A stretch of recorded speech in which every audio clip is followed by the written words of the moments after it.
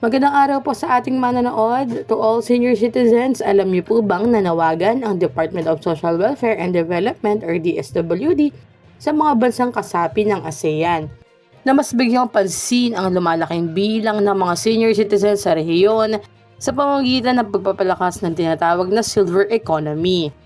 Sa ginanap na ASEAN High-Level Forum or Unlocking the Silver Economy sa Pasay City, sinabi ni DSWD Secretary Rex Gatchalian na ang silver economy ay hindi lamang para sa mga nakatatanda.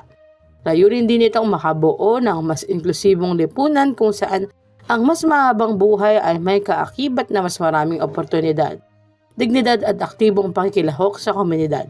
Ayon sa DSWD, inaasahang aabot sa 14.8% ng population ng ASEAN ang mga edad 60 pataas pagsabit ng 2030, samantala tinatayang aabot naman sa 127 million senior citizens ang bilang ng mga nakatatanda sa rehiyon pagdating ng 2035.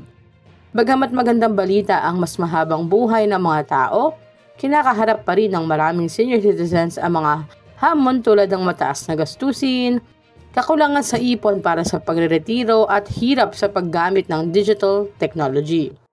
Dahil dito, binigyang diin ng DSWD ang kahalagahan ng pagtutulungan ng mga pamahalaan, pribadong sektor at iba pang organisasyon upang makabuo ng mga programang magpapabuti sa kalidad ng buhay ng mga nakatatanda.